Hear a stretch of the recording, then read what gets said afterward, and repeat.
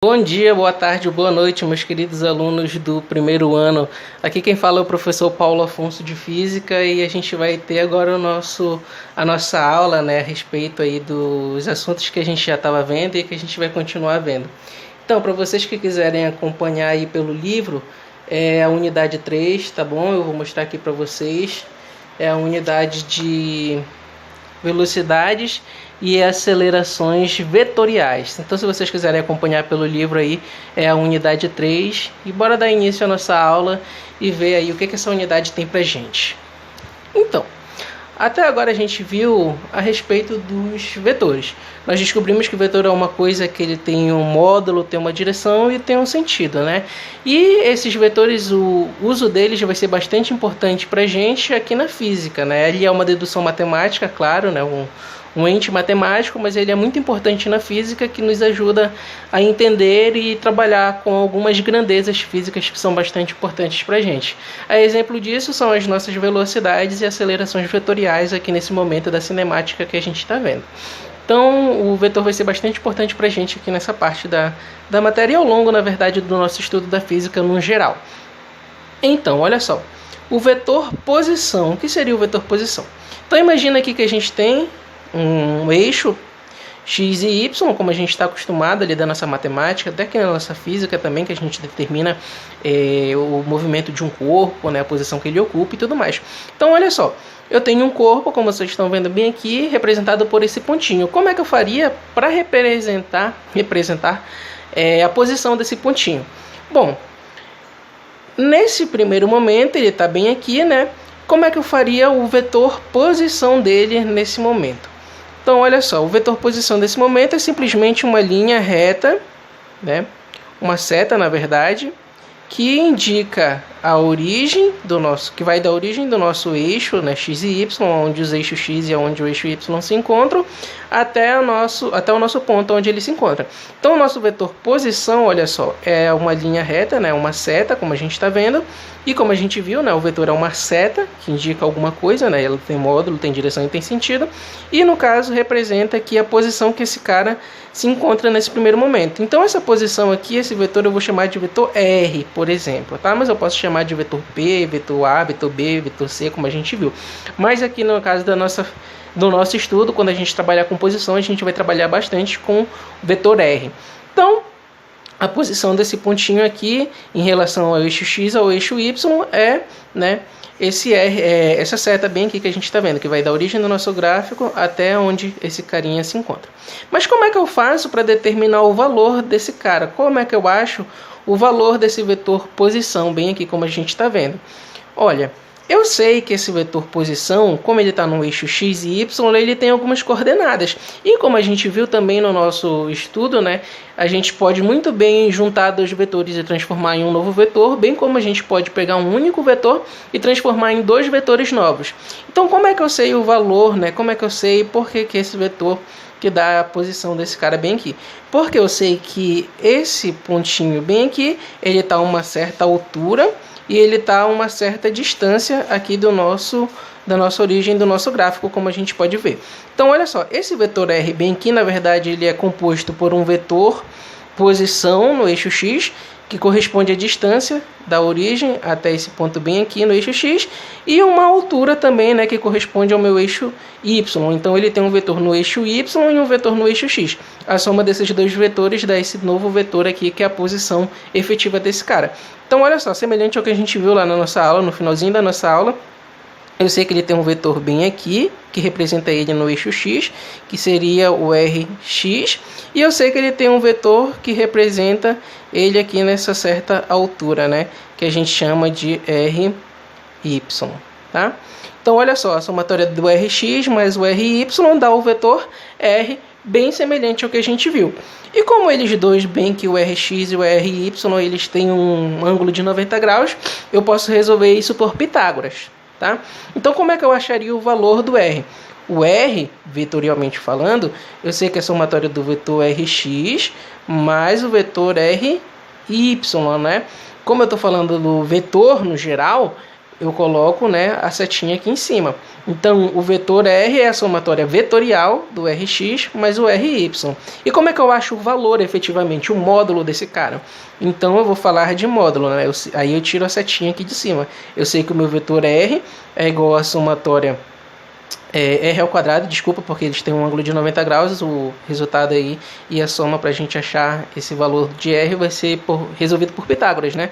Então, R vai ser igual a Rx ao quadrado mais Ry ao quadrado. Isso daqui fica bastante semelhante ao que a gente viu na última aula, né? Então, basicamente é isso. O vetor posição é a distância, né, uma setinha que aponta lá da origem do nosso gráfico e vai até onde o nosso corpo, o nosso objeto que a gente está analisando vai se encontrar. E a gente pode achar por Ry e Rx. Aqui eu coloquei no modelo de 2 dimensões, mas também teria a nossa terceira dimensão, o Rz. Mas aqui no ensino médio a gente quase não utiliza ele, né? Bastante raro a gente utilizar ou cair numa questão. Fica mais fácil da gente trabalhar com o que a gente acabou de ver. Então, beleza, a gente definiu o que é a posição. Agora a gente vai determinar o que é o vetor deslocamento. Então, olha só, eu tenho uma partícula bem aqui, que num primeiro momento ela se encontrava bem aqui, né, nesse ponto. Aí ela anda tudo isso daqui, olha, vai lá em cima, depois ela volta e para nessa segunda posição. Como é que eu acho o deslocamento desse cara? Quando a gente estava trabalhando antigamente, eu sei que o deslocamento dele era o quanto efetivamente ele andou. Eu sei que era a posição final menos a posição inicial desse cara. E aí, a partir disso, a gente achava também a velocidade média dele, por exemplo, né? Então, enfim. Ele sai, anda isso daqui tudinho, né, e chega até aqui. Mas falando de vetor, como é que eu acho a posição vetorial dele? Como é que eu acho o deslocamento vetorial dele? Olha só, eu sei que no primeiro momento ele estava nessa primeira posição aqui, que eu chamo de R1, né? O vetor posição 1, e depois eu tenho uma certa outra posição, né? Ele sai daqui, anda tudo isso e chega bem aqui, vetor R2. Como é que eu acho o vetor deslocamento desse cara?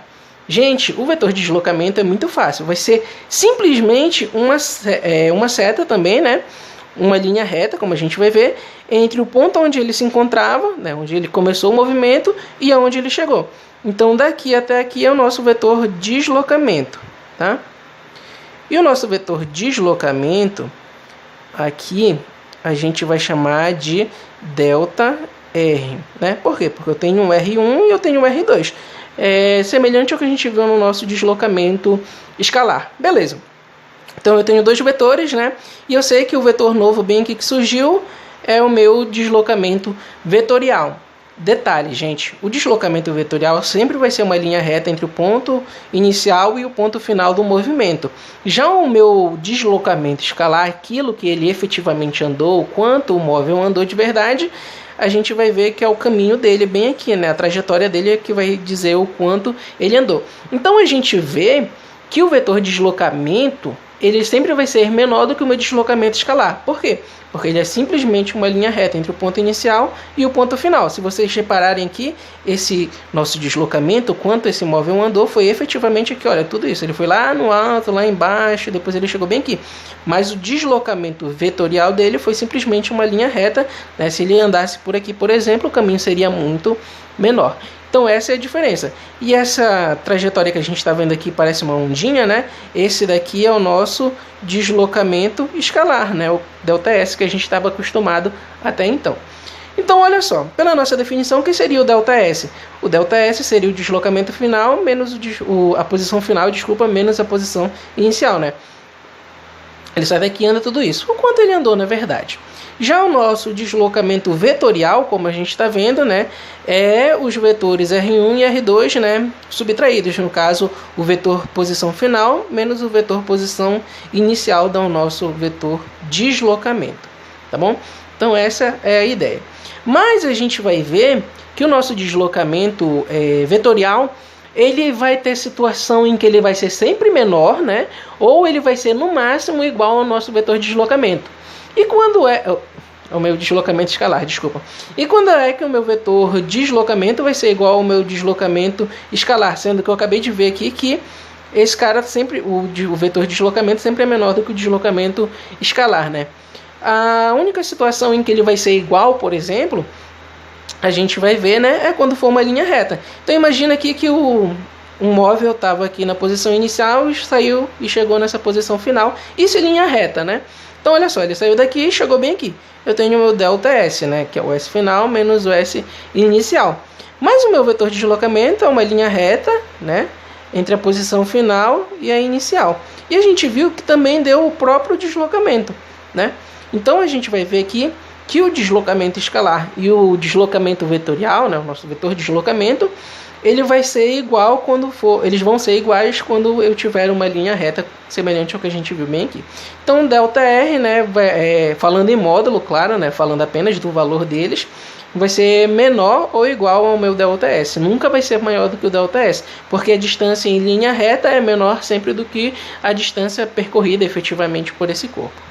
Então, basicamente, nesse primeiro momento é isso.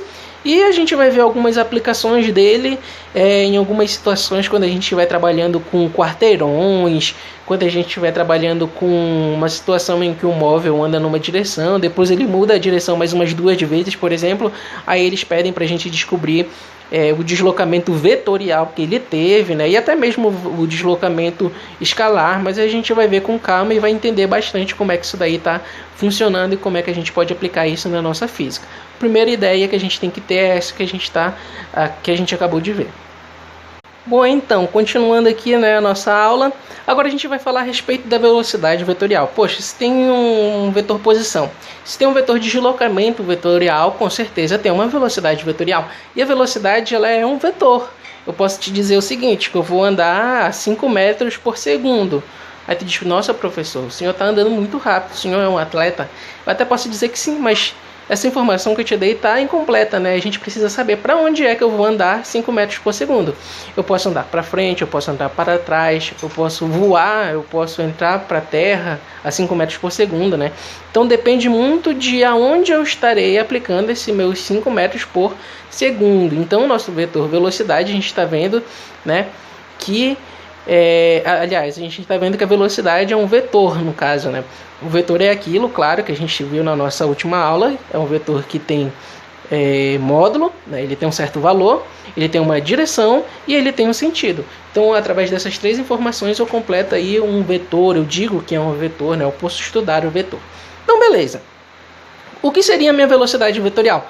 Gente, não é nada diferente do que nós estávamos vendo em sala de aula, porém a gente tem que prestar um pouquinho mais de atenção na análise do nosso vetor velocidade. Então, olha só, primeiramente o que acontece? Imagina aqui que eu tenho um carro, por exemplo, que ele está numa pista, e essa pista é mais ou menos assim como vocês estão vendo bem aqui, né? Então ele vem aqui, sai dessa posição inicial, onde a gente começa a analisar o movimento dele, vai até aqui em cima, depois ele desce, depois ele sobe de novo e tudo mais. Então ele tem um certo deslocamento daqui até aqui. Pela nossa velocidade que a gente está acostumado a trabalhar, a nossa velocidade escalar, né? Eu te dizia que a velocidade escalar é simplesmente a variação do espaço que ele teve pelo tempo que ele levou para andar nesse espaço. Então olha só, ele andou tudo isso daqui e levou um certo tempo para sair daqui e chegar até aqui. Eu sei que o deslocamento, quanto ele andou pelo tempo que ele levou para sair daqui e chegar até aqui, é a minha velocidade média. Só que a gente viu que o nosso vetor posição, nosso vetor de deslocamento também, né, é uma linha reta entre as posições iniciais e a final. Então, o vetor de deslocamento é diferente do deslocamento escalar que ele efetivamente teve bem aqui. E o que seria o nosso vetor de deslocamento nesse caso? O nosso vetor de deslocamento é aquela linha reta, né, aquela nossa seta bem retinha, que nem vocês estão vendo que eu estou fazendo bem aqui, entre a posição inicial e a posição final. Então, essa seta que apareceu bem aqui é o nosso vetor de deslocamento, né? Então, o que seria minha velocidade vetorial? Seria a análise do deslocamento vetorial que ele teve, ou seja, a posição final menos a inicial, né? Isso falando da posição vetorial, claro. E pelo tempo que ele levou para percorrer, né? Saindo daqui até aqui é a mesma coisa, só que em vez da gente analisar o quanto ele efetivamente anda, a gente analisa somente, né, a linha reta entre o ponto inicial e o ponto final do movimento. Então a ideia da velocidade vetorial média é a mesma, se vocês olharem bem aqui. Então quem seria a minha velocidade vetorial média?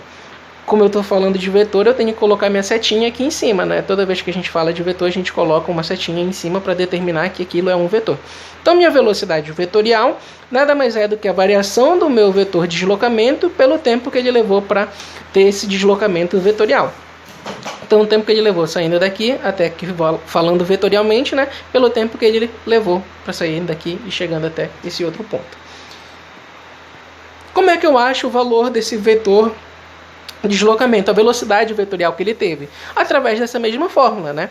Então, através dessa fórmula, se eu souber a variação que ele teve vetorial, de posição vetorial, no caso, pelo tempo, eu posso achar a minha velocidade vetorial média. E qual é a direção da velocidade média, da velocidade vetorial média? Gente, a direção é a mesma do meu ΔR, né? Se eu tenho um ΔR aqui deitado, nesse caso é horizontal. Se tivesse ele, por exemplo, para cima, como a gente está vendo bem aqui, né?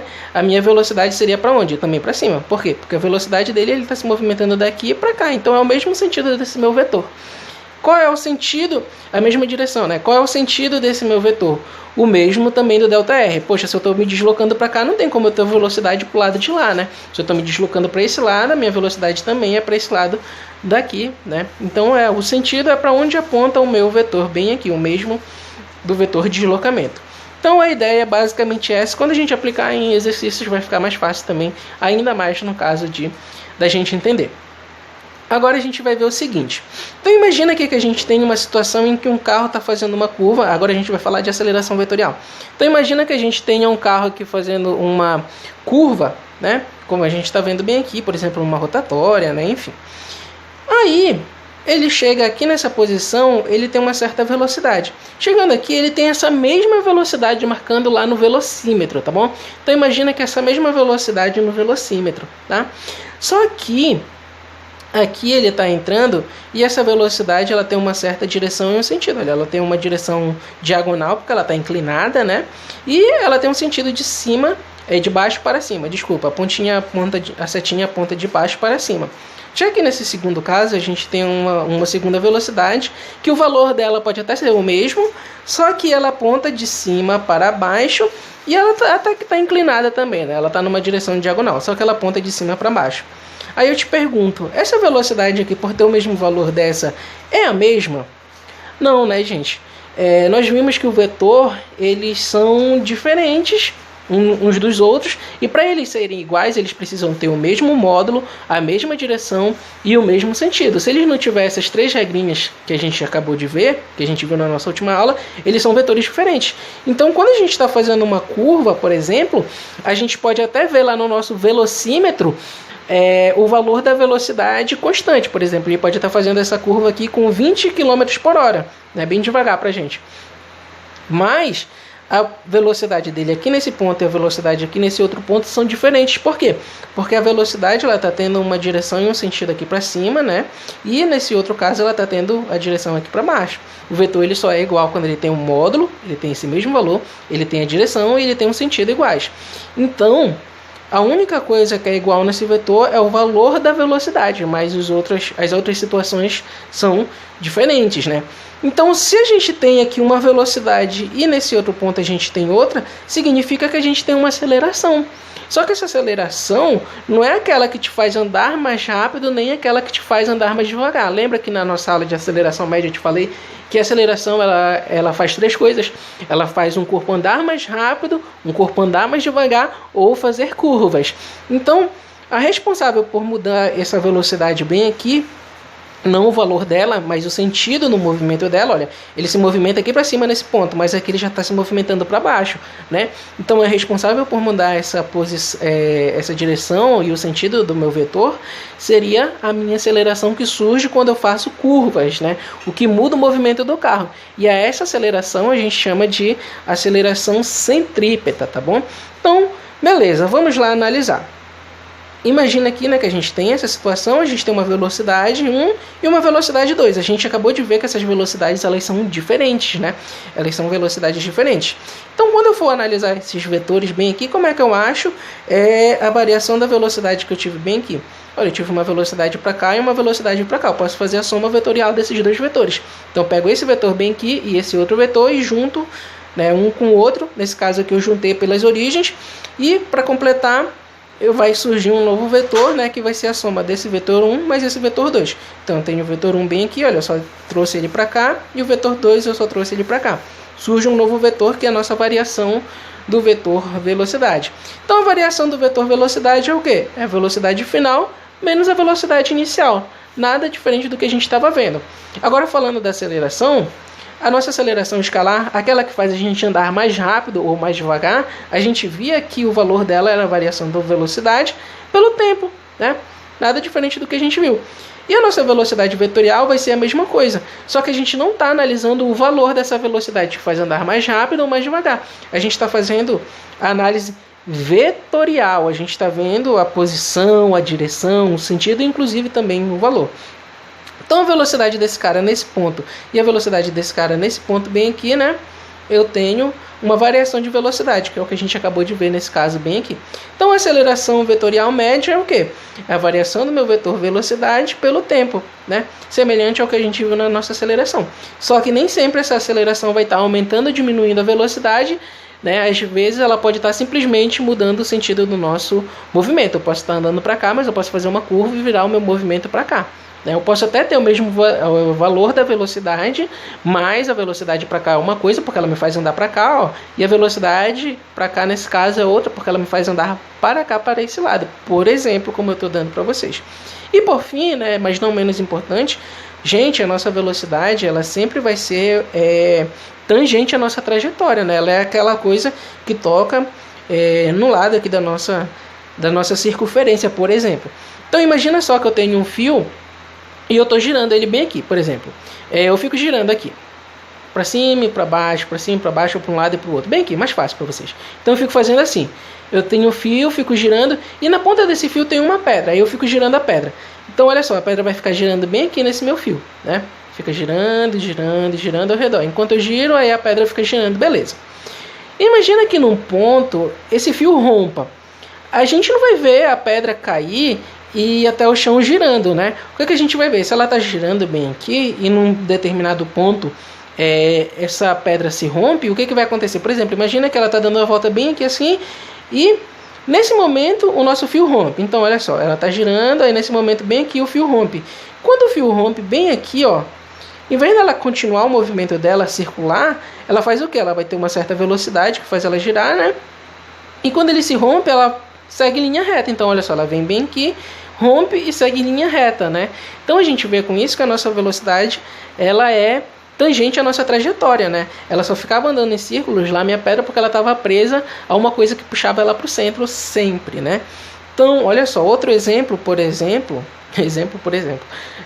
imagina lá que tu tenha um caminhão que ele vai fazer uma curva, só que essa pista ela está muito molhada, ela está muito escorregadia. Aí ele não consegue ter o atrito necessário para continuar na pista.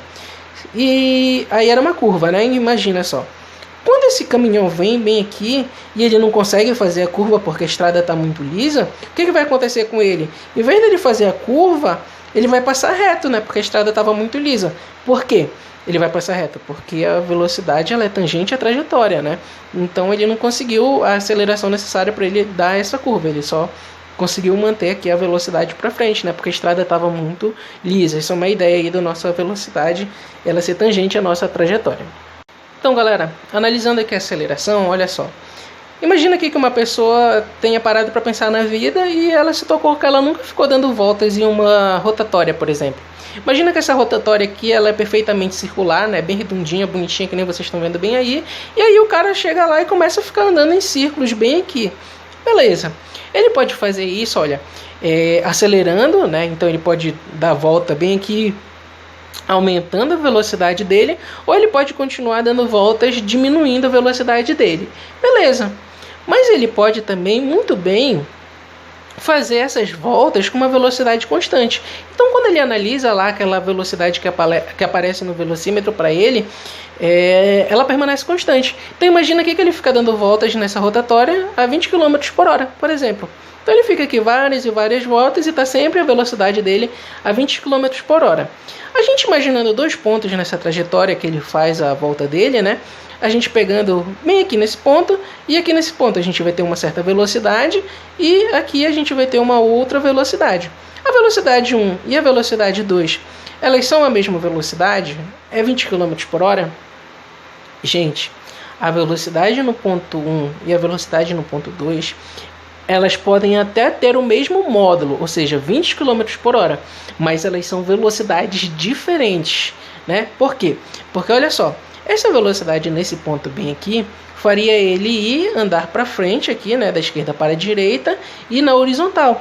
Mas essa outra velocidade que a gente está vendo bem aqui, depois que ele já andou até aqui, a gente vê que ela é uma velocidade que faz ele andar de cima para baixo e na vertical. Então, essa velocidade aqui e essa velocidade bem aqui são coisas diferentes, apesar do valor delas ser o mesmo. De quanto? De 20 km por hora, né?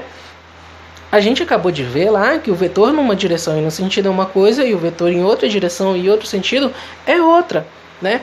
Então, pela nossa dedução que a gente está fazendo, significa que a velocidade que ele tem bem aqui e a velocidade que ele tem bem aqui são coisas diferentes. Por quê? Porque a velocidade está numa direção aqui e aqui ela está em outra, inclusive em outro sentido também.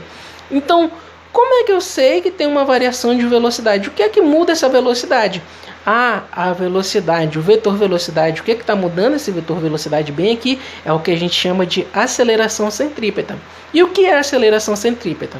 A aceleração centrípeta, gente, ela surge em um corpo sempre que ele está fazendo uma curva, sempre que ele está fazendo um movimento circular, por exemplo, que nem a gente está vendo bem aqui, né?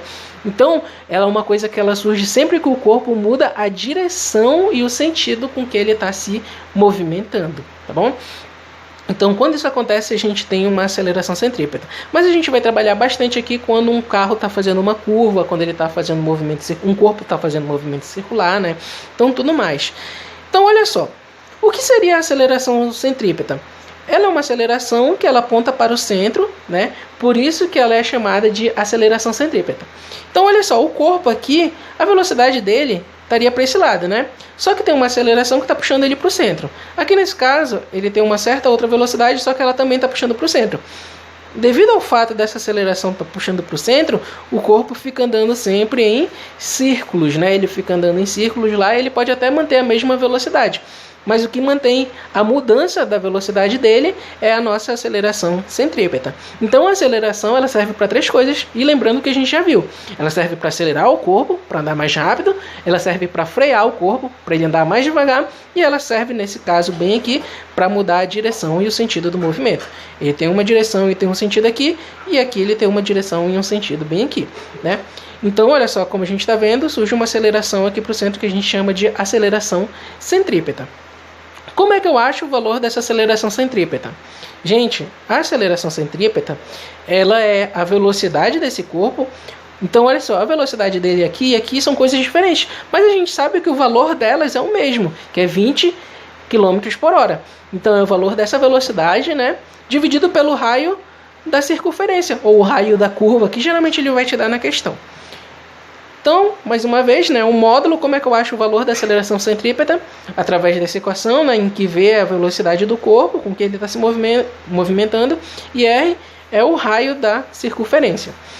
Já a direção, ela é perpendicular à velocidade. Então, como vocês estão vendo bem aqui, olha, entre a velocidade e a minha aceleração centrípeta, a gente tem um ângulo de 90 graus, tanto aqui quanto aqui. E ela sempre vai ter 90 graus com a minha velocidade. Já o sentido da minha aceleração centrípeta é sempre para o centro, daí o nome, né? Aceleração centrípeta, ela sempre está apontando para o centro, tá bom? Então, basicamente é isso aí a nossa aceleração centrípeta. Ela é a responsável pela mudança do vetor velocidade, né? Como a gente vai analisar aí nas nossas questões. Então, beleza, já que a gente entendeu a aceleração centrípeta, olha só. Existe uma coisa que a gente chama de aceleração tangencial. E o que seria a aceleração tangencial? A aceleração tangencial é justamente aquela coisa que faz a velocidade de um corpo aumentar ou a velocidade de um corpo diminuir. Então, no exemplo que a gente tinha anterior aqui, eu falei para vocês que o motorista ele ficava andando aqui e a velocidade dele permanecia sempre constante.